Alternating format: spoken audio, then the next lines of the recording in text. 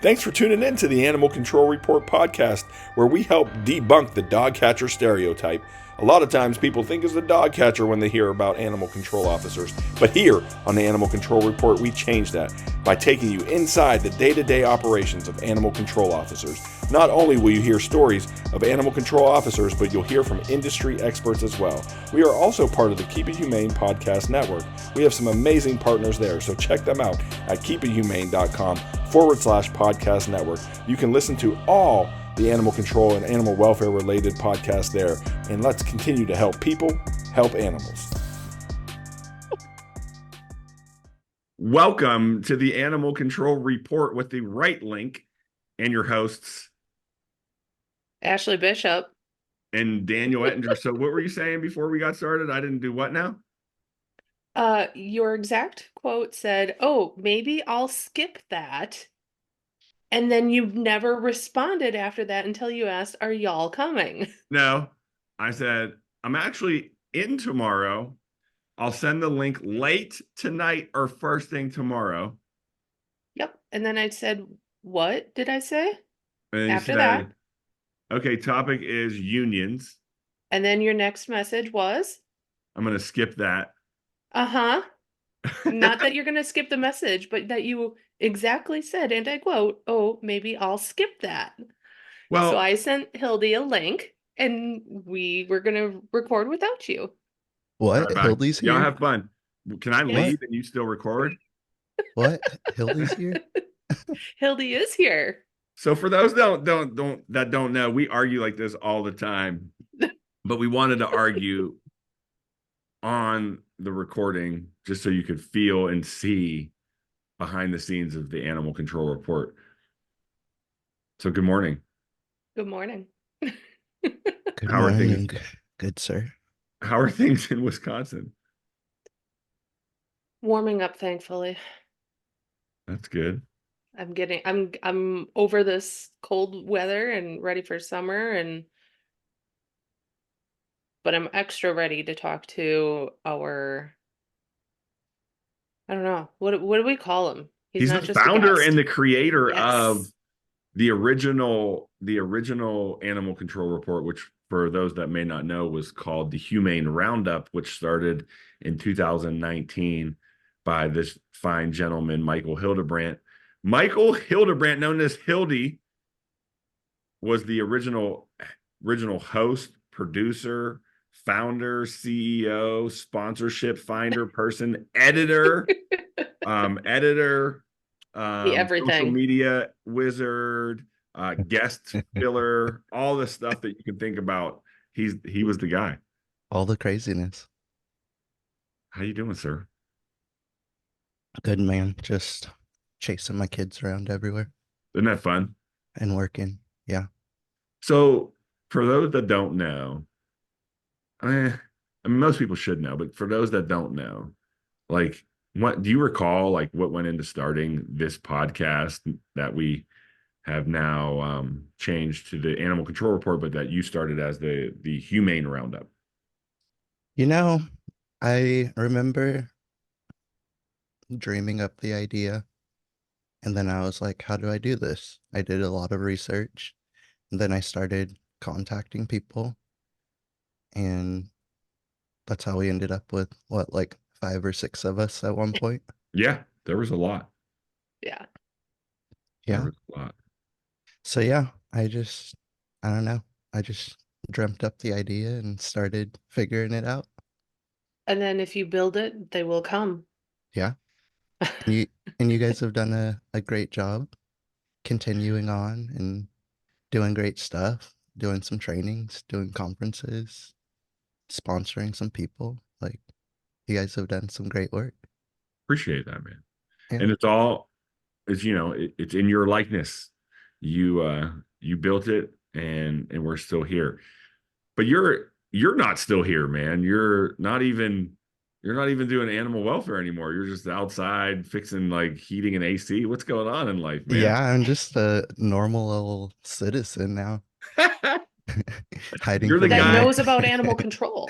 Hiding from animal control because my dog's not licensed. But you're the guy that calls in now, like, hey, I was out of this property and it doesn't seem like anybody's living there.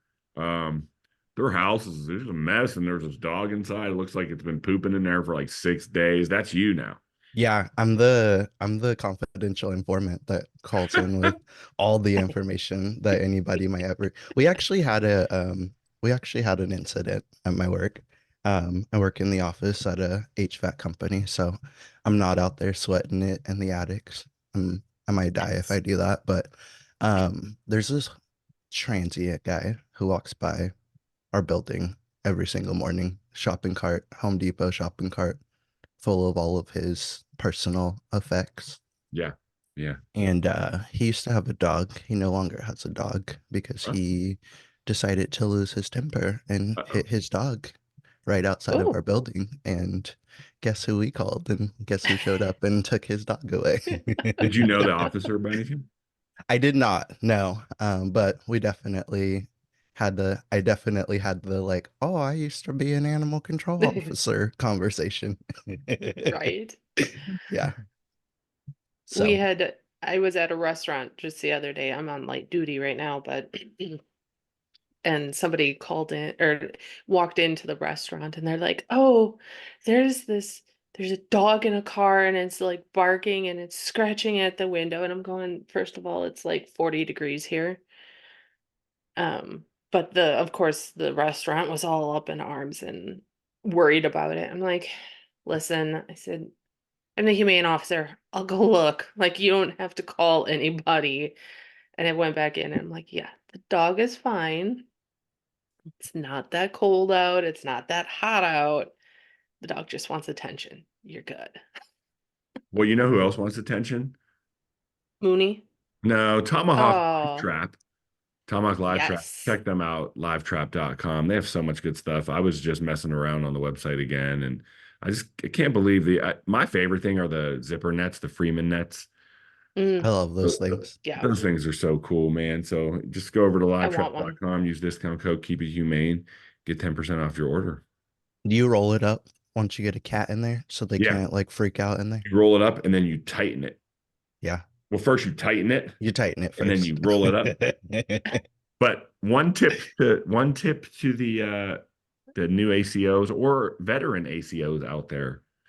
Always check your equipment and make sure specifically that that bag is zippered shut at the bottom. Yep. Always. Oh, I'm not saying that I ever learned the hard way. Everyone's done it once. It's Everyone's not, done it at least yeah, once. one time and you're like, oh shit. Please make sure this is not. I love the fact that you can do like injections and stuff through those bags too. Yep. Yeah. Oh, this stuff is great. It's Absolutely fantastic. great. Absolutely great. So And I yeah, check bet it out, you livetrap.com. I was gonna say worst case scenario, if you had to, if you had nothing else available, you could even use it with snakes. Mm. I mean, you wouldn't want to do it long term because if it unrolls, well, then you're gonna have problems, but the holes aren't very big in it, so you'd probably be able to put a snake in there, worst case scenario. Multi-use. That's actually a good idea. It's basically a pillowcase, an It is. upgraded Yeah. pillowcase. With holes. Yeah. Mm-hmm. It is it has been brought to my attention that the two of you would like to talk about unions, and I will just sit over here quietly. So take it away. Well, I remember that, I mean, years ago when we were still on the Humane Roundup, you had talked a couple of times about, being in a union and that there should be more unions that humane officers, animal control officers are a part of. Um, and so I want to know a little bit more about that because, like, here our sworn officers are part of a union, um, but I'm not. I'm not even as sure if I'm allowed to be just based on state legislation. Interesting. But one of the things that I'm going to be attending a summit for state organizations. And if I get that state organization up and running, one of the things I'd really kind of like to bring to it is potentially having a union or Something along those lines. I don't know because I don't know enough about it. So Yeah. help me out. Yeah. Well, in typical Hildy fashion, you guys know I brought some fun facts. And Dan, I think Dan can participate in these fun facts. I'll absolutely participate. And I feel like there's going to be a game show today because Oh Uh-oh. that was boy. your specialty, man. We always had something fun and um yeah, so Yeah, because yeah. life's boring if you don't have fun. True. Okay. In 1794, do you guys know what the first recognized labor union, like what the workers did? 1794, I will say railroad. Ashlee, Yeah. what's your guess? Honestly, I'd have to go with railroad too, because we didn't have much for factories then. So I I wish I would had say my little buzzer because you're The both thing, wrong. the thing that says that Yeah. one. Yeah. I could farms. I could do it. No. Anyways, it was the Federal Society of Journeymen Cord Winders, which Oh, those are guys. Oh, Yeah. The cord co winders. yeah, cobblers and leather workers. Huh. Yeah. So interesting. Fun Okay. fact. the more you know. Good. So yeah, at one point, as an animal control officer, I was a part of the union, the Trades and Crafts Bargaining Unit, to be specific, which was a part of the local 3 union operating engineers, which I'm sure you guys have heard of them. The local operating engineers, local 3, are a quite large. Bishop, have you heard of them? So my husband is in a union and I help with the Labor Day parade put on by the Marathon County Okay. Labor Council. However, that is not a union that has ever been in our Labor Day parade. So no, I have not heard of them. Okay. I will also, with all due respect, say that I have not heard of them either. Understood. Well, they're quite a large union, mostly a lot of highway workers and very tough guys who do hard work, like clearing snow off the road, building Mm, things, mm, all of that good stuff. And mhm. then there were like 5 or 6 of us lonely soul animal control officers, a part of this union. Um, and I got the opportunity to also serve as a union shop steward. Okay. So that was pretty interesting, as well as being on the negotiation team. What does the So, shop steward entail? you know, I don't know the exact definition, but my understanding is that this shop steward is a liaison between the workers, I guess, is that the Okay. appropriate term, and say management of the animal control organization, Okay. or whatever organization. So I did get to step into my shop steward role a couple of times for some disciplinary things, Okay. not with me, just with some other workers. And so I was just, I don't know, I kind of felt like a lawyer. I got to be there for some of those difficult conversations and kind of advise the employee on things that they should say or maybe shouldn't say, or things that maybe we should take back to our union representative to speak with them about before proceeding in that conversation. Yeah. So, Interesting. and then, yeah, the negotiation team was also quite interesting. I went in with expectations that we would have, I guess, productive back and forth dialogue between the negotiation team, the union representative, and the particular county that I worked for at the time. But they're allowed to just say no sometimes. And that's when strikes happen or other things happen.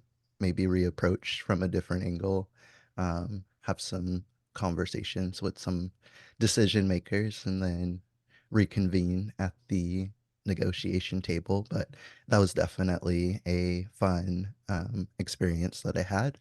And I did bring a MOU with me. I'll show you the back of it so we don't expose any secrets of which county it is. But I do have a memorandum of understanding here.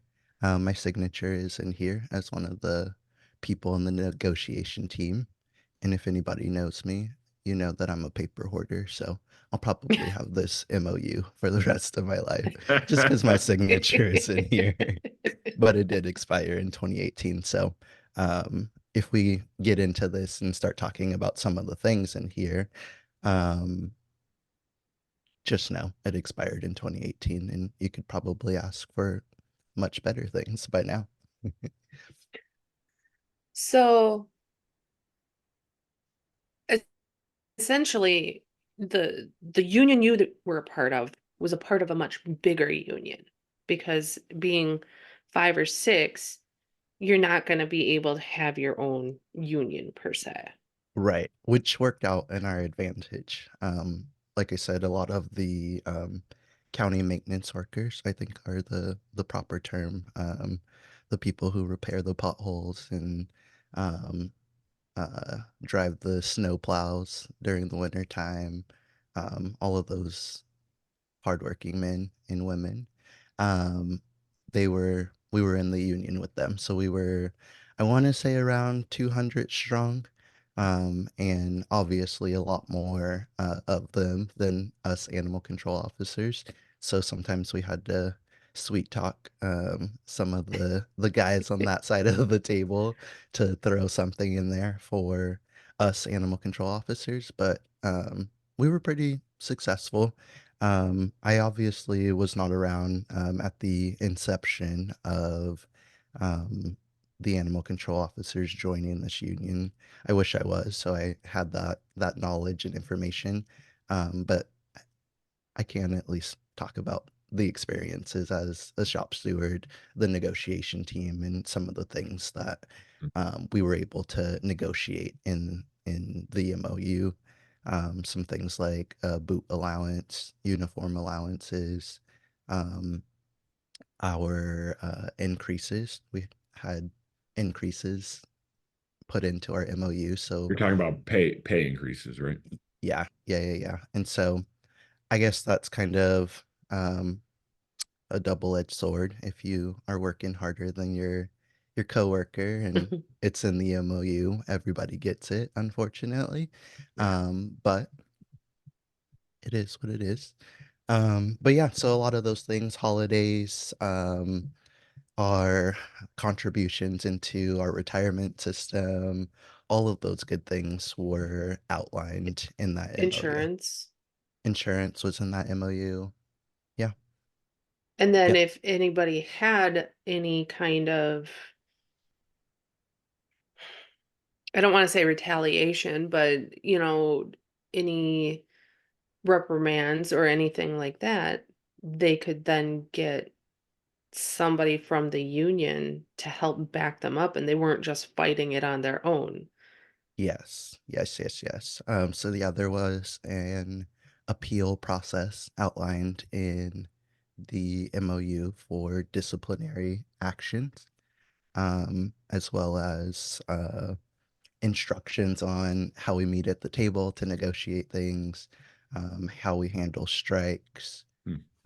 All of those things were kind of outlined in this MOU. So just to highlight a couple of the sections, I'm looking at the MOU. So there's union rights in here. So payroll deductions. I still can't talk. It's okay. It's okay. Dan takes over for you on that part. Dan can't um, talk either. yeah, so payroll deductions of your union dues, of course, which I was quite surprised our union dues were quite inexpensive. I want to How say much it was do you recall how much it was for you? I want to say it was around $13 a paycheck. Oh, So yeah, that's not bad. Wow. yeah. No, that's not bad at all. And Yeah. isn't there, on a side note, just what you probably might get to it anyway, but like, don't some unions also have like I don't know. Kickback's probably not the right word to use with a union, That but sounds illegal, Dan. well, but it's my knowledge of the union is Jimmy Hoffa, right? Like that's how I understand unions. I don't, maybe movies and that, but like, so I won't use the word kickback, but um, they have like programs that have incentives. So like you can get, from my understanding, like discounted movie tickets, or did your union offer stuff like that as well? We were not that cool, Dan. This county that I worked in, they probably still are using paper for some things. Okay. So they're not, I don't know that they're that advanced yet, but I did work for another agency that happened to be attached to a police department. Okay. And we did get some of those perks being a part of that union. And that union was pretty cool because it was the same union that a lot of the police officers were in. So um, we got a lot of good benefits out of that. But yeah, definitely some of those things. Um, and also in this MOU, there's things in there about, say, overtime pay, on-call pay, Mm, because everybody knows when you're on call, most of the times you are taking the county or city vehicle home and you're like, crap, I can't go grocery shopping now. Like I can't put my right. kids in here. Like I'm restricted. And so we were able to get on-call pay implemented, not just when we were actually called up, but even just sitting at home because we were restricted being on call. We were able to get some on-call pay. I think Nice. at one point, I think when I started, it was something like 60 cents per hour or something that you didn't Okay. get called out. And I think in this MOU probably actually, we were able to bump it up to $2 an hour to do nothing but sit at home. And if Okay. you did get a call, then the normal pay structure kind of kicked in from there. But yeah, so lots of things in here. So there's union rights in here, which talks about use of county buildings for county city buildings for meetings, release time to go participate in union activities, payroll deductions for our union dues, how the union communicates with employees, how employees communicate with the union, all of that good stuff. Um, Wages, even if you leave and then come back, that was covered in this MOU. Days and hours of work, premiums, bonuses. So again, work schedules, overtime pay, on-call compensation, callback compensation. If you're in an acting, like if you're in an acting role, so your boss goes out on vacation or something and you're covering for your boss, you got paid for that.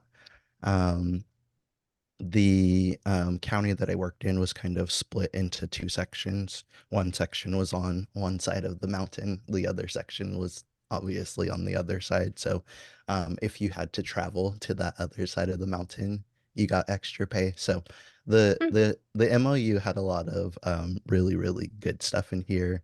Of course, some of the maintenance workers who would apply like pesticides and things like that along the side of the road, obviously exposed to hazardous chemicals and things like that.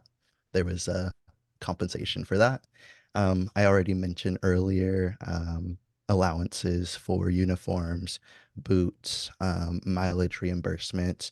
We were able to get, if many of you don't know, here in the state of California, um, you can be a registered vet tech, or also they may require you to have a certification even to administer euthanasia drugs. And so we were able to get that into the MOU, like, hey, I have to study for this, take this test, pay for this certification that I only need for work. So I would like to be reimbursed for that. So we were able to get mm, that, those sort of things in there, other benefits, paid leaves, and then just practices as far as probationary periods, some of the policies that you would expect to see in a normal handbook for a place that you work at. The union covered a lot of those things. Hmm. Nice. Yeah. Yeah. Can you recall a time specifically animal control related where you had to be a steward and like um help kind of represent somebody in a um they got in trouble for something or theoretically got in trouble for something and you had to represent them. Can you think of a story in particular what that was and talk about it? Yeah, and I don't remember all of the details of the story, but It's been a hot um minute. yeah, it's been a while. But from what I do remember, there were these two dogs loose. I won't say their breed because then people will say, of course, of course. But there were these dogs that were loose in this small trailer park. I'd say this place maybe had, I don't know, eight eight trailers, so it's a very small trailer park that happened to just have a bus stop right in the front of the entrance of this place. Um, if my memory serves me right, there were two to three dogs that had gotten out of one of the trailers, one of the yards. I don't remember. Um, they were kind of acting aggressively. Of course, people were concerned. They knew the bus was going to be showing up soon. So myself and this other officer responded to this call. And when I arrived there, it was kind of a chaotic scene. There was my coworker there with their catch pole, kind of sort of getting surrounded by these three dogs, and in addition to one or two citizens who also decided they wanted to try to help. Of Um, course. in long story short, I believe someone ended up getting bitten. I don't believe it was a child. It was definitely, if I remember correctly, one of the adult citizens trying to help the situation. And anyways, the officer ended up getting called into the office to talk about what happened, to talk about like, hey, how did someone get bitten while you were there on scene? Um, and our captain was kind of like Monday morning quarterbacking kind of the details of this call. And it was a very emotional situation, obviously, for the other officer involved. She's still to this day, we're still friends. She's a very caring and loving person, and obviously, some was upset that somebody got bitten on her watch, per se. And also just kind of thought about like, hey, it could have been one of the kids. Just kind of all of those things weighing on her. And here we have a superior kind of Monday morning quarterbacking and saying, oh, you should have done this. Like, why didn't this happen? Those sort of things instead Sure. of So instead of appro- like really just asking questions, they were more like just This should have been done. This should have been done. that's too bad. Yeah, yeah, exactly. And I have matured, I think, over the last few years of like being a dad and just working in a corporation and having a lot of employees myself, most of which that were 25 and under. So that was quite the experience for me. But I definitely learned like approaching those kinds of situations with compassion and curiosity is a little better than you should have done this, you should have done that, being accusatory, those 100%. sort of things. Um, and so this particular situation, we did get the union representative involved because this employee felt like they were being unfairly treated and unfairly disciplined for this situation. Um, and so, yeah, we did initially have the meeting with the captain. This employee and I had a conversation afterwards of like, hey, this is what I think you should do moving forward. Obviously, it's up to you. I'm here to be a liaison and be a helper for you. But ultimately, the decision is yours to make. And so, like I said, we did end up getting a union representative involved. Unfortunately, in this situation, it wasn't super helpful for this employee. The write-up stayed on her file, even though we got the union representative involved, who agreed that maybe the superior didn't approach the situation the right way. But at the end of the day, was well within their rights to discipline this officer for potentially not handling the situation correctly. But there was still that support, which I think Yes, is absolutely huge. absolutely. Um, because I feel like it's very different, having to walk into a superior's um, office by yourself versus being able to have somebody that you can say, okay, do you agree with them? Do you not agree with them? Here's my side of the story. And just having that board to bounce ideas off of and have stand beside you, which I think is Absolutely. one of the huge reasons that unions should be um, more prevalent. Yeah, absolutely. I don't have anything bad to say about unions, really. I do know that they can be a headache depending on what role you are in. They Sure. can be a headache for you. But at the end of the day, I think it's always good to have some support, and I continue to be that person in a lot of different aspects of my life. Still at work too. Like I'm always telling my coworkers, like, don't work for free, or like, yeah, you should put that overtime down on your time card. Like you worked late, like you should get paid for it, or like, yeah, go and take your lunch. Like we are allowed a 30-minute lunch here in the state of California. Like, so I very much so am still that person. A lot of my like I said, after leaving animal welfare, you guys know that I continued on to work for a veterinary company that Hmm. probably everybody knows well, VIP Pet Care. Mm. And Hmm. yeah, like there I had 50 employees, most of which were under the age of 25. And to this day, some of them still call me and they're like, "Hey, my boss did this. Is that legal?" And a lot of times I'm like, "Yeah, it's kind of jacked up, but yeah, as long as they notified you before you left your house, like they don't have to pay you that extra 2 hours of pay, you know?" Um, and so I don't know. I always try to lead with being honest and compassion and all of those things. And so I think people recognize that. And so to this day, people are still reaching out to me saying like, "Hey, what do you think about this?" That's got to be Nice. pretty cool. Yeah, yeah, yeah. So I guess, is there anything like specific? Like, I don't want to get you in trouble, but is there anything specific that we can kind of dive into about? Um, no, part of it's just a question of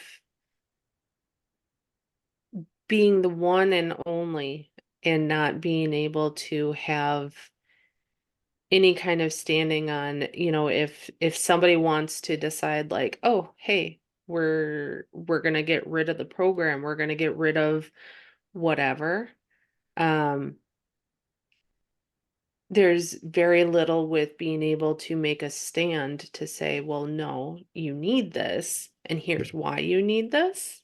yeah, Does that make sense? yeah, totally makes sense. And my initial thoughts, I think, are I imagine some of your coworkers who have guns are probably a part of a union. Yes, And I would say that they probably have a contact for their union representative.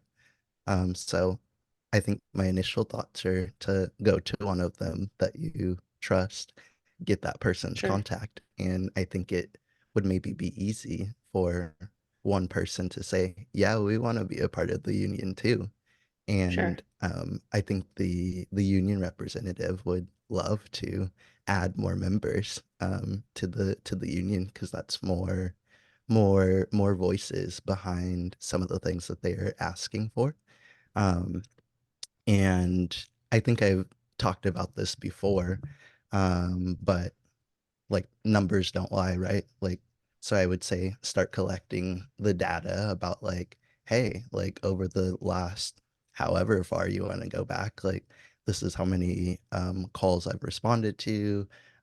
This is how many times like I've needed um, the assistance of my coworkers, or this is how many times my coworkers have called me needing assistance. Yeah, Like I think collecting all of that data and putting it into a package that people can look at and say, oh, wow, like maybe we do need this. Like we do need this program. Like this is like they've processed a lot of animals. Like they've done this many dangerous dog cases. Like I didn't know that this was this prevalent in our area, you know, because like hmm, we all know how a lot of other county and city departments, what they think about the animal section of whether it's the zoo or the animal control, the shelter, the whatever it is. Like we know that it doesn't get the attention and representation that we would all love to see. And so I think presenting that data may be a little wake up call, sure. because I'm sure a lot of that data is like, I'm sure you've been in the situation before when they've come to you and said, "Hey, can you tell us how many calls you've run in this year?" Or like what, like they come to you for that data. So Right. I imagine that data is not just known. And so I think presenting some impactful numbers to them, and also I think you can even add a little I think it's okay to add even a little of your personal, I guess feelings. I guess Sure. feelings are the right word, along with the factual data. I think a lot of people are like, oh, you can't show emotion when you're at work, or like, oh, it's unprofessional to show emotion. And it's not. Like we're human, you know? Yeah, And we're not AI. yeah, and like at the end of the day, like we see a lot of messed up things that people do to animals, and whether we think it has an effect or not, like it does. Like Hmm. like I'm only realizing that for myself recently. I've been doing the work and talking to my therapist and all of those good things, and like even my therapist is like, hey, like you need to like recognize that, like you see things, like you've seen things that like a lot of people like don't ever see a dead body, or a lot of people don't ever see like the level of animal cruelty that people like us see or have seen. Um, Pause, You know, because that's what I was going to go and segue into. Are you going to ever come back into this field? Because you just said like us, so it's still part of you. yeah. Do you have any plans or aspirations to get back into animal welfare? You know, it's funny you said that. I've been looking. I've Okay. been looking. There's a He lot looks so of shy about I know he did. He was like, "Why you got to call me out on this podcast?" it. I've been looking, honestly. There's I think it's no secret. Everybody knows that I live in Northern California. I think we've talked about it a lot on the Humane Roundup and other shows, but Sure. there are a lot of open positions like here in Northern California. Sure. There's a chief position open. There's supervisor positions open. There's a lot of open positions, and my wife and I have definitely talked about it. And the one thing that keeps like hanging me up is like, I don't want to be on call. Like, Mm. like Mm-hmm. That is the one. Like, if somebody said, like, hey, you don't ever have to be on call, I think I would jump on it in a heartbeat. Um, I think that's the thing that's holding me back a little bit because I already a little bit feel like the 8 hours that I am gone at work, like I'm missing out a lot on my kids, you Yeah. know? Hmm. And like we all know, like we have to work, we have bills to pay, like you got to do it. And so I don't know. I'm living the cushy life right now. I have weekends off, I have a lot of holidays off, and once the clock strikes 4, I leave work and That's it. nobody bothers me until the next day, you know? Yeah. And so that's allowed me to just spend a lot of time with my kids and do, as my son would call them, science experiments when I get home and all of those good things. So I don't know. I've definitely, to answer your question, I've definitely been looking, and I know how passionate I am about animal welfare. For some reason, I can't shake all of the information in my brain. Like a lot of the laws are still stuck in my brain. A lot of the everything it's still just there. And I think kind of reignites me, especially when my friends call me and say like, "Oh, this thing happened. What should I do?" And then Mhm. I like instantly go back into investigator mode and I'm like, oh, what's their name? What's their phone number? Oh, okay, here's this information. Like I would call animal control, tell them this specifically. If you tell them this, they're not going to take you serious. So you need to say this. Um, Yeah. and so definitely that fire is still there inside of me. So only time will tell, Dan. Okay, Time well, will tell. you're always welcome back. You're an official member of well, really you're an official member of the Animal Control Report. So that'll always be there. And then the aspects of this job, it it is special. Some people leave and come back, some people leave and never come back, and some people never leave. So, you Yeah, know, I will say I had a lot of nightmares when I worked in animal welfare.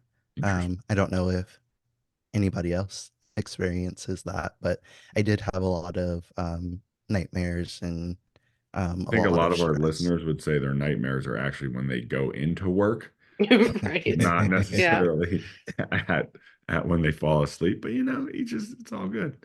Yeah, so yeah, I've just been taking all those things into consideration. I had a lot of stress, a lot of nightmares, a lot of time away from home, a lot of everything when I was in the industry. Sure, So taking all of those things into account, sure. and it's definitely the I don't know. It's like I guess like my first love, you know. Yeah, Like I worked in the animal industry for 17 years. it's a long Uh, time, man. yeah, yeah. So yeah, to answer your question, I've been thinking about it. We'd welcome you back. We'd welcome you Yeah. back with open arms. Thanks. Maybe tails wagging. And that chief position's been open for like feels like 6 months, bro. So just apply. They'll probably hire you. You have experience there, so just Yeah, I don't know if I want to work there. fair. Okay. Any final thoughts before we wrap this thing up? Um, I've been itching to get back behind the microphone, so thanks for inviting me out. Always welcome. And Yeah. yeah, I don't know. I'm here if you guys need a break or just want to talk about random things. I have a lot of things in my brain these days that I can ramble about forever. So yeah, I'm here. Maybe we'll make a Um, spinoff. yeah, I'm here. I'm super proud of, like I said, all of the great things that you guys have done with the podcast. Like you guys are helping people, whether you know it or not. Like you're helping people.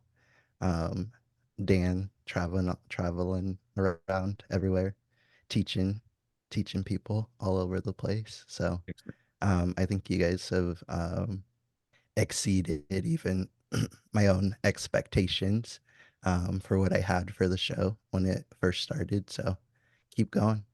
Thank you. Thank you.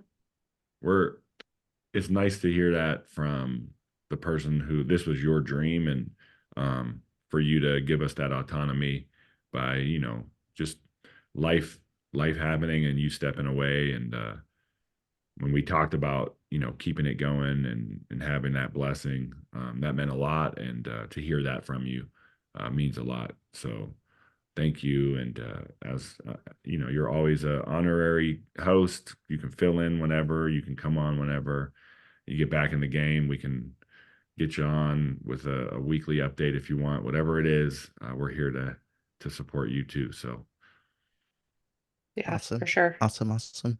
And Ashlee, if you need this MOU, I'd be happy to UPS it to you or something so you have some you get it out of his house. He examples. said he has too many papers anyway. Dude, you have no idea. Like, I need an intervention over here. I have so many papers. Like, All you I need think I is still, one silverfish infestation, yeah, and um, and then you're good. You'll get rid of all those papers. I don't even know what Google it, and silverfish then you'll is. get rid of all your papers. They like to live in damp papers, Oh, yeah, I have a lot of papers. and they're I like, even have a shredder. I even have a ooh, they're shredder, wiggly. but I don't No use it. silverfish, yuck.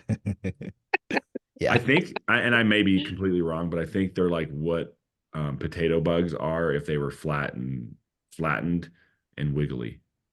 Yeah, I think they're similar, but sure. don't know what a Interesting. potato bug is either. Roly But poly, roly oh, poly. okay, Mm. got it. I'm gonna I'll just look up a silverfish. while we're here.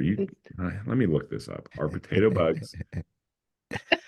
What's been I can we go off script a little bit? Yeah, do it. Yeah. Yeah. Wait, just really quick before you do that. I was just putting in are potato bugs and it fills it in. Are potato bugs and silverfish the same things? Okay. So Nice. hang on. Let's see. Is this true? Is this a thing? Uh, and the answer is no. Um, Potato bugs are known as the Jerusalem crickets, which are insects with large jaws and can bite. Silverfish are shiny, oval-shaped insects with scales and look like fish. So there you go. Interesting. I All right, hope off I don't script. I hope I don't have any of those in my house. I was just gonna ask for an update on the both of you. I'd be lying if I said that I like listen to every single episode from Eternity and beyond. And so I kind of pop in and out as I see you guys posting things on social media, and I'm like, oh, that sounds interesting, or like, oh, I know that person. Like, let me go and Yeah, you just texted me listen like to this. I think I worked with the forensic vet that we had on talking about Jake last week or a few Yeah. weeks ago. Yeah. Yeah, Nice. so I like Jerica, I know is on here from NACA. I think she's down in San Diego She somewhere is. now. So yeah, there's been lots of people that you guys have had on, and I like know them vaguely or have at least talked to them once and things like that. So I've been a little bit popping in here and there, but like what's new with you guys? Dan had a hit and run with a dog. He Yikes. was hit Oh. by the dog. Oh no. How's your knee doing, by the way, Dan? I could stand up and do some jumping jacks for those of you watching on YouTube and Spotify, but no, I'm close. I mean, I'm close. I'm not close, but I'm close, if that makes sense. So ACL recovery is a 9 month to a year process. At my age, it's probably closer to the year. However, I am planning to run a half marathon here in the next 4 months, and so Nice. my rehab is going to start to really get heavy here shortly. But I've built a lot of strength back in my knee, a lot of mobility, and so I'm just trying to keep it moving, as they say, with pun intended. Nice. And then Bishop, you got some travels coming up, yeah? Yep, I will be down in Texas. There's going to be the summit that's going to try to help bring some state organizations together. And then I'm also going to be at HSUS. So that'll be definitely a fun and interesting time. But yeah, I'm currently on light duty from a work-related injury from a fall. Hopefully, I have another surgery this coming up Friday, and hopefully my shoulder will be thawed after that. That is the medical term, by the way, because I have a frozen shoulder and they call it thawing. Okay. Nice. So, but yeah, still plugging along up here and doing what I can. Like I said, I mean, I'm definitely interested in this whole union thing and seeing what I can bring to the state because, I mean, Wisconsin's probably one of the states that's further behind in some of the animal stuff. I know we're not too far down on the list from the ADLF, but AD, yeah, ADLF. ALDF.org. There we go, ALDF. ALDF. I don't know, there's letters. But as a whole for animal control up here, you know, we're really, really far in the dark ages, I feel like. So Well, let's save wanted that to work for on that. next episode with Hildy. You're Yeah. welcome to come back on, and you know what we should do? I've been thinking about it. I mean, it is April. ALDF did put out the rankings, and we usually go through that stuff, and maybe we can get you back on, Hildy, and do an episode just breaking down animal welfare in this country, and you know, where we've come from and how far we've come, and you know, who's the first state, who's the 50th state. So Yeah. Where do you come from? Where do you go? Where do you come from, Cotton Eye Joe? yeah. Dan doesn't know that song. I know. Come on now. Where did you come from? Where did you go? Something, something, something, something. Let's get out of here. Y'all rock. Keep it humane. Let's help people help animals. Peace.